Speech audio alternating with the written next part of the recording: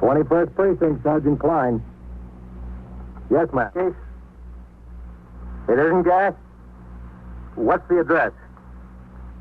614. You are in the muster room at the 21st Precinct, the nerve center. Call is coming in.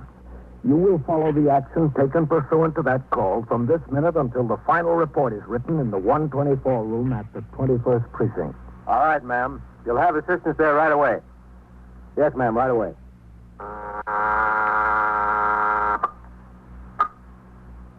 21st Precinct. It's just lines on a map of the city of New York. Most of the 173,000 people wedged into the 9/10 of a square mile between 5th Avenue and the East River wouldn't know if you asked them that they lived or worked in the 21st. Whether they know it or not, the security of their persons, their homes, and their property is my job. My job and the job of the 160 patrolmen, 11 sergeants, and 4 lieutenants, of whom I'm the boss. My name is Kennelly, Frank Kennelly. I'm captain in command of the 21st. What makes a city? Not buildings, not subways, not business. People make a city. From dawn to midnight, from midnight to dawn, the rich and the poor and the good and the bad pour their lives together and stir up the city, as in the 21st.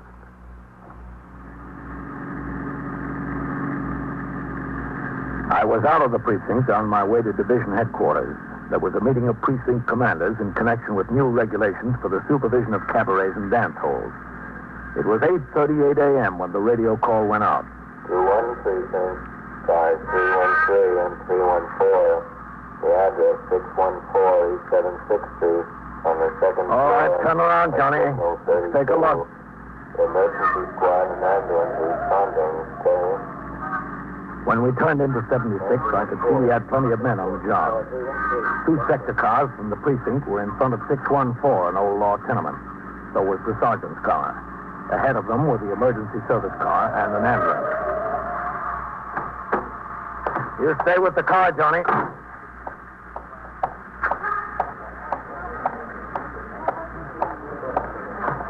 Police officer. Excuse me. Coming through there. Police officer. Oh, what do we got, Coley? A couple of kids, Captain. Gas case? Stay back, folks. There's nothing to see. Nobody's been down since I was posted here, Captain. I haven't heard anything. Thanks. Oh, Coley, stop in and see me after the tour, will you? Yes, sir. Now, stand back there, folks. There's nothing to see. It's all... The house was no better, no worse than 1,000 others like it. No cleaner, no dirtier. Even at that time of the morning, you could smell cabbage cooking. Somebody's always cooking cabbage. It's cheap. At the top of the stairs, a cop was posted in front of the rear flat on the 2nd floor. All the neighbors had been shooed back behind their own doors. In the kitchen, a young woman, her hair in curlers and wearing a faded housecoat, sat in the corner sobbing. In the other room, the ESD men and the ambulance surgeon were laboring desperately with respirator equipment. Sergeant Burns was standing in the doorway between the 2 rooms. What do we got, Sergeant? 2 kids? Yes, sir. Is that the mother? Yeah. They're twins. 2 boys, 9 weeks old. How are they? I don't think it looks good. Let me try her pulse again here. Yes, sir. That's good. Hold it there. All right. Where's the father? He was a corporal in the Air Force. Killed in the crash in Alaska 7 or 8 months ago. Oh. She said that since she brought the twins home from the hospital, she'd been keeping them in a couple of dresser drawers. These. She said she puts the 2 drawers on the table at night right next to each other. Mm-hmm. Each of the twins got wrapped in tight in a blanket in his own drawer. Then she uses this yellow blanket across the top of both the drawers. That's what knocked them out. Blanket on top. What's her name? Lucas. Mrs. Ruth Lucas. Let's talk to her, Sergeant.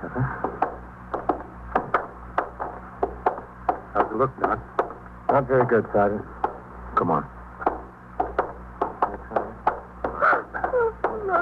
Mrs. Lucas. This is Captain Kennelly. Oh, my babies. They're dead, aren't they?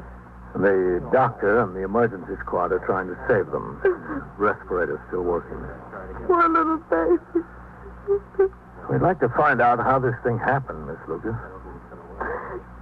If you want, I don't care. I was Going out today to buy a clip for them. I cut out an ad from the Mirror last night. At Kimball's, they're having a sale on baby things. I was going down there today. The ad's in my pocketbook in there if you want to see it. No, that's all right. If you don't mind, I think I ought to have my pocketbook anywhere. I cashed my checks from the government yesterday. There's $100 in my pocketbook. More than 100. Where is your pocketbook? In there on the dresser. Would you get it, Sergeant? Yes, sir. Right away, Captain.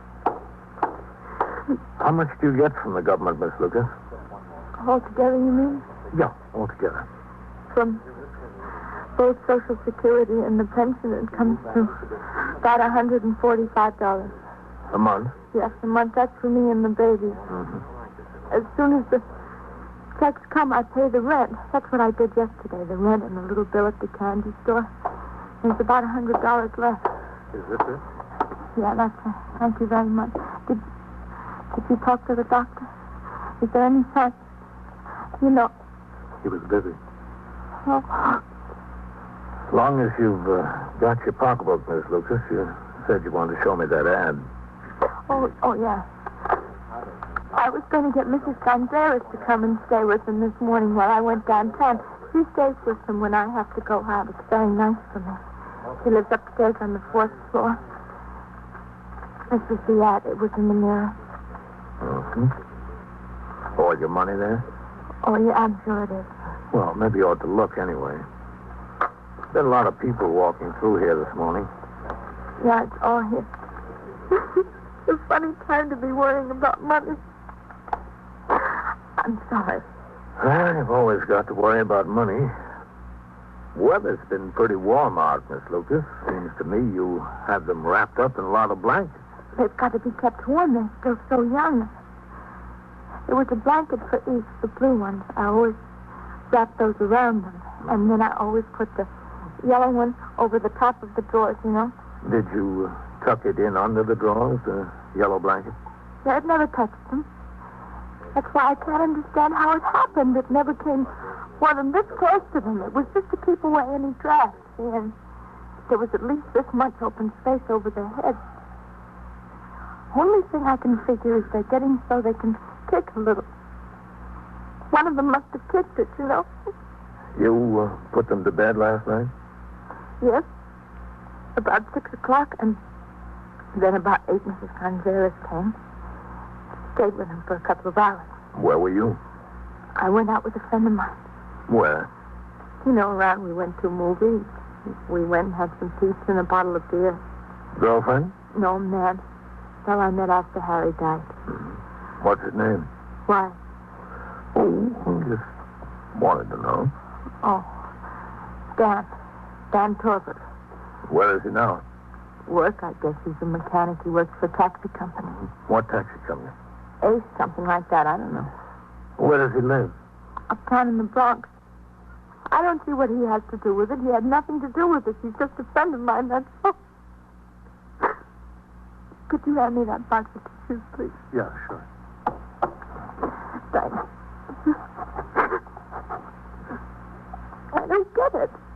I just don't. The babies were all right when I came home.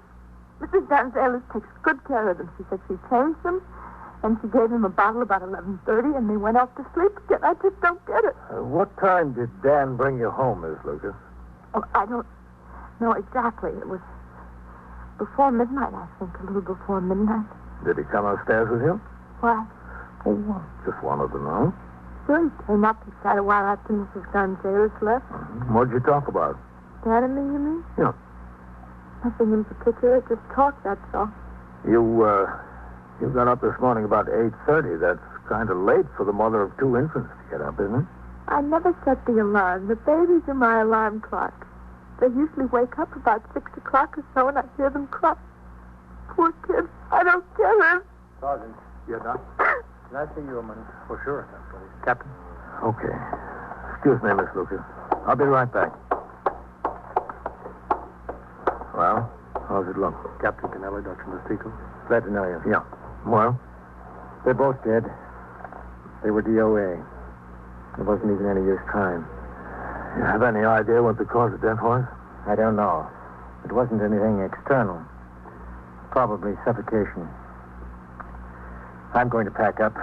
You'll notify the medical examiner, Sergeant? Yeah, sure. I'm sorry. There wasn't anything that could be done. I know. Yeah. Excuse me. I've got to pack up. Rough deal, Captain.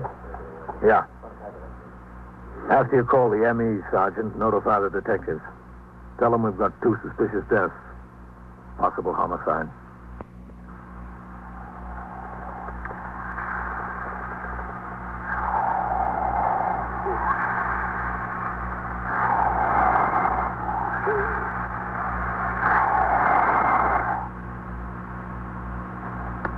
The longer you're in the job, the easier it is to do the hard things.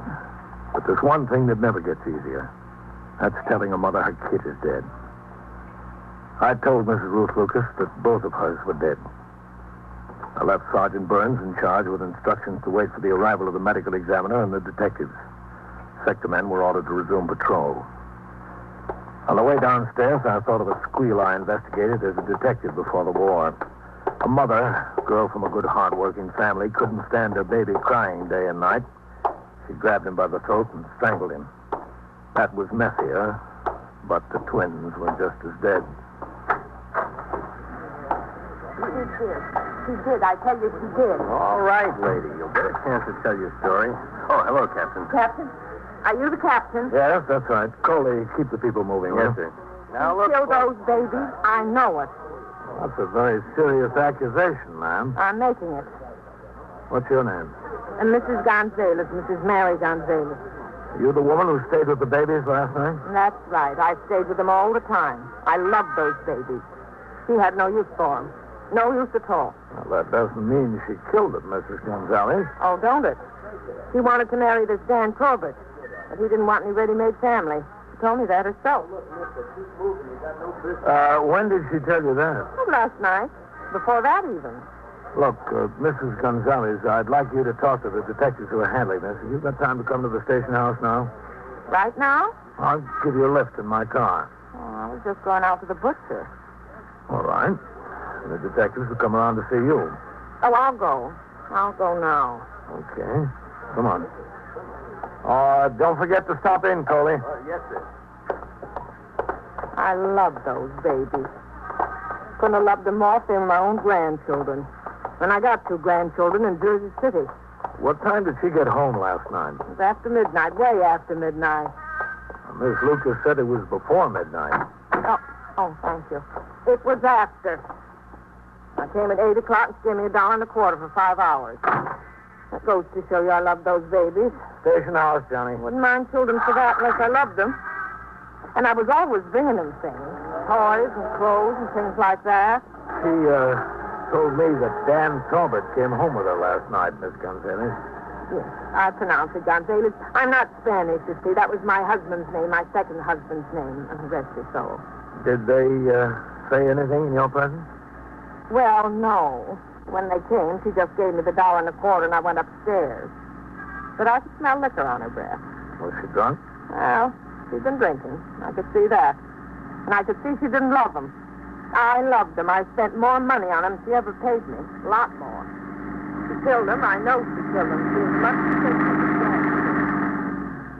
The woman continued talking all the way to the station house. She told me everything she knew and everything she suspected. She ran the gamut from fact to rumor to guess. When we got there, I took her upstairs to the office of Lieutenant Matt King, who commanded the 21st Detective Squad. Then I walked down the rickety stairs through the back room.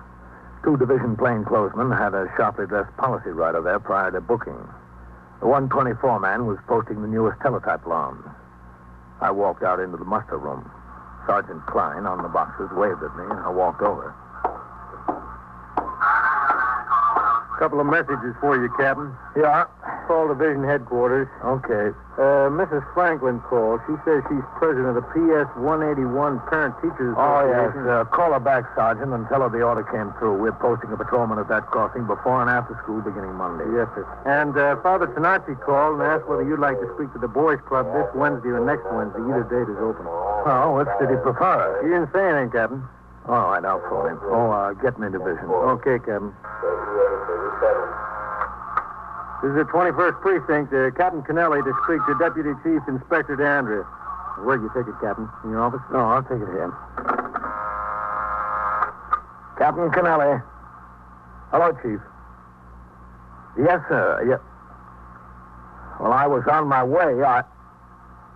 Oh, well, we had what looks like a double homicide. Yes, sir. Yes, sir. Well, I can come now. Oh. All right, Chief. I'll send my clerical man. Yes, sir. Right away.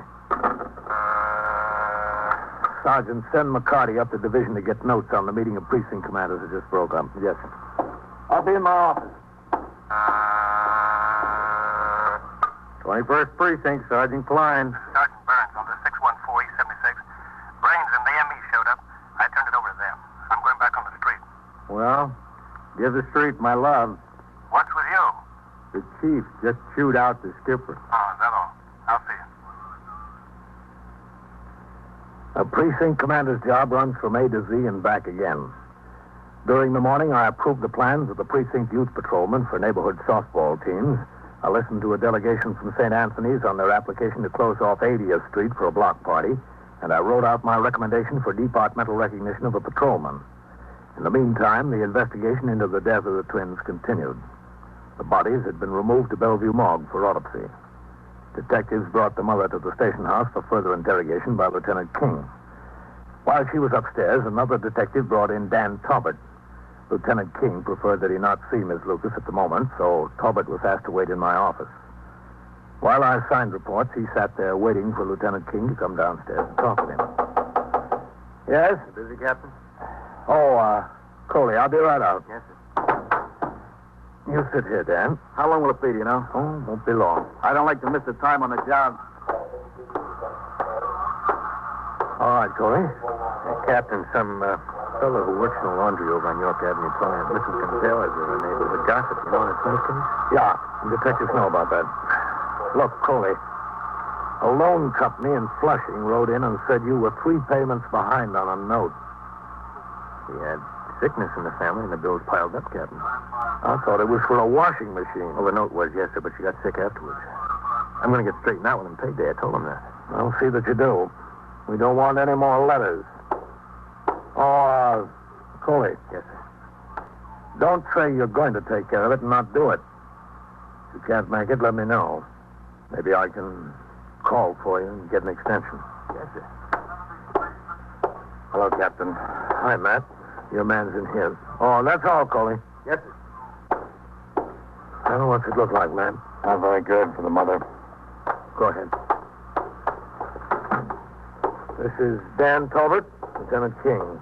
That's all right. Sit still. Oh, thanks. What's the name, Kane? King. K-I-N-G. Lieutenant Matthew King. Oh.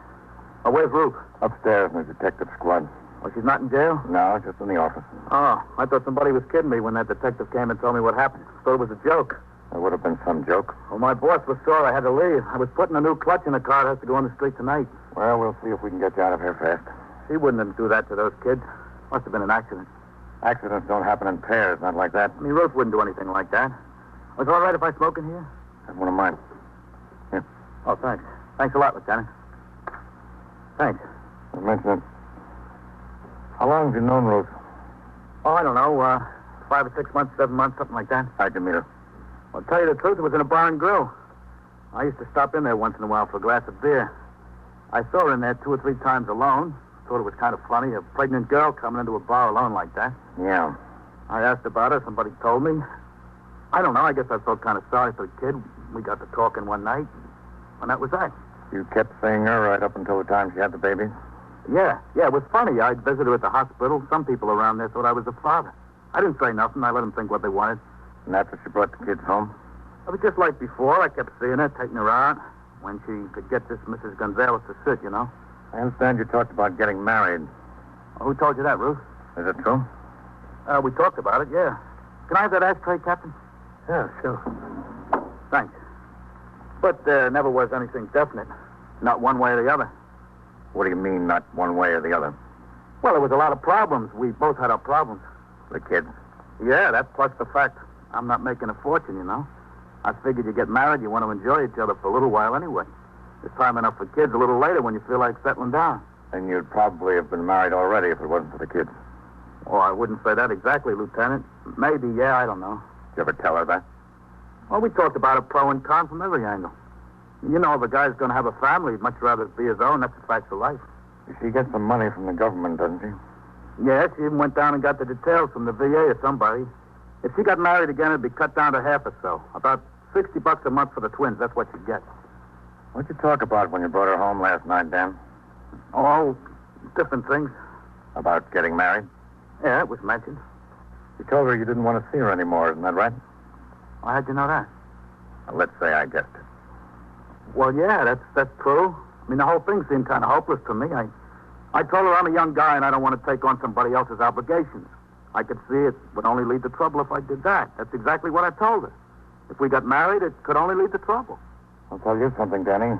You didn't get married, and it still led to trouble. The questioning went on for another 15 or 20 minutes. Drink last night, Dan? I sat there watching and listening. Interrogation is a great skill, and Matt King knew his business. He was friendly, polite, and patient. Dan Talbot tried to be as helpful as he could without hurting Ruth. He was helpful, but he hurt her. Step by step, Lieutenant King was building a case of murder first against Ruth Lucas. At 4 p.m., I turned out the platoon for the night tour. At 4:10, Sergeant Klein came into my office for a conference in regard to tours off for accumulated days spent in court by men in his platoon. I guess that does it, Captain. Thanks. All right.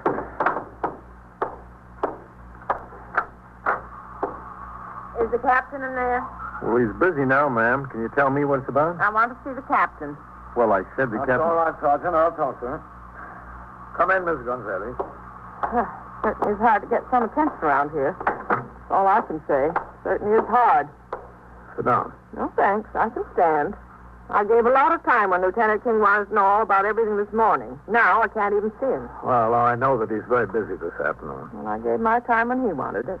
Did you talk to any of these detectives upstairs? Maybe they can help you. Oh, sure. I talked to the detectives, but they said I'd have to talk to the lieutenant, and the lieutenant won't talk to me. What am I supposed to do? Well, what is it that you want? I just want my things, that's all. I gave a lot of things to those babies, and they're dead now. I want them to give to my own grandchildren. Should have given them to my own grandchildren in the first place. You'll get whatever is yours as soon as the investigation is over. Well, I just want to make sure they aren't turned over to some charity or something. After all, charity begins at home. Well, I suggest you make a list of what you claim is yours. I don't need a list. I know. There were 4 pairs of little Johnny coats and a raffle for each one of them, and there was a rubber shoe. Now, Mrs. Gonzalez, And there was Yes, come in. Excuse me, Captain. You said you wanted to ride over and take a look at conditions at First Avenue Playground after school. Yeah. Well, okay. I'll be right with you. Yes, sir. Oh, Sergeant, Yes, sir. what time does the messenger leave for the distributing room tonight? About 5:30, Captain. All right. Have him stop in here. I'll have these reports signed. Okay, Captain. And there was those 2 pillars. They're the most important. 2 pillars with real down. Took me a whole day to make them, and you know how much down is. Real down. Well, you'll be able to get all of it back if it's yours. Well, it's definitely mine. I didn't give her anything. I only loaned it. The pillows couldn't be anything except loaning because she didn't even know about them. I just put them in last night. And put them in where? In the drawers. Where'd you think? Those poor little babies sleep in those hard drawers like that. It was a shame. Last night? That's right. Just last night. I only finished them yesterday afternoon. I thought the babes would be a lot more comfortable. Well, didn't you say anything to Miss Lucas about the pillows? Well, I was going to mention it, but when I came downstairs to sit, I forgot to bring them. After she was gone, I went back upstairs for a minute to get the pillows. I was only gone a minute. I wouldn't leave those babies alone. When did you put the pillows in the drawers, Miss Gonzalez? And the babies woke up for their bottles about 11:30. After I changed them, I put the pillows in the drawers. And how high are the pillows? What do you mean, how high? Well, I mean, are they thick? Well, very thick. They're very good pillows, genuine down. And I want them back. You'll get them back. I guarantee you'll get them back. Well, as long as I have your guarantee. All right, let's go upstairs, Miss Gonzalez, Why? to see Lieutenant King. They told me he's very busy. We'll see him. In Lieutenant King's presence, I had Miss Gonzalez repeat her story about putting the pillows in the drawers. She went through it word for word. Back to sleep. Now I want the pillows back. Don't you think I'm entitled to them? What's your point, Captain? Where are the drawers? At the house? No, we brought them in here for evidence. The drawers and all the bedding that was in them. What's the point? Let me show you. In my office. Oh, is she in there? Yes, she's in there. Well, I don't know if I want to talk to her. You don't have to talk to her, Mr. Gonzalez. Got them over on the table.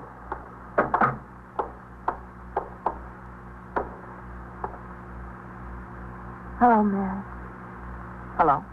Over here. Here they are. The pillows are right under the sheets. That's where I... Just a minute, Miss Gonzalez. I'll do it. Well, they're my pillows, after all. Now, look, man. Miss Lucas didn't know the pillows were there. You take them out, and they lower the place where the baby slept about 3 or 4 inches. Yeah. With them down that much lower, there was plenty of room for them to breathe when the yellow blanket was pulled tight over the top. You put them back, and they're up pretty close to the yellow blanket.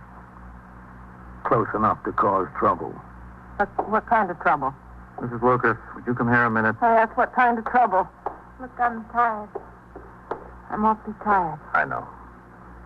Mrs. Lucas, did you know these 2 pillows were in the drawers? What 2 pillows? These. No. How'd they get there? I never saw them. I put them there last night. I wanted the babies to be more comfortable. Didn't you see that they were sleeping a little higher than usual?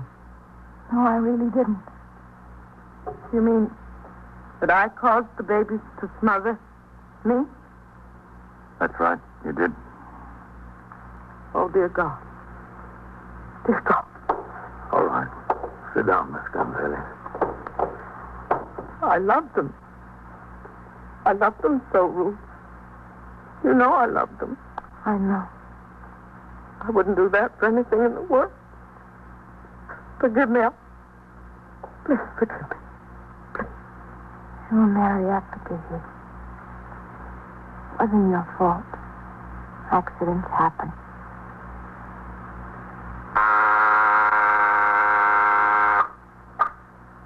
'21st Precinct, Sergeant Klein. Yes, sir? What's the address? 205, 209. Inside? In front of the shoemaker's. What's the trouble there? What does the man have? And so it goes, kind of around the clock, through the week, every day, every year. The police precinct in the city of New York is a flesh and blood merry-go-round. Anyone can catch the brass ring, or the brass ring can catch anyone. The incidents portrayed on tonight's 21st Precinct occurred last year. Names were changed to protect the interests of persons involved. 21st Precinct is presented with the official cooperation of the Patrolmen's Benevolent Association, an organization of more than 20,000 members of the Police Department, City of New York. Everett Sloan in the role of Captain Kennelly, Ken Lynch as Lieutenant King. Featured in tonight's cast were Joan Loring and Barbara Weeks,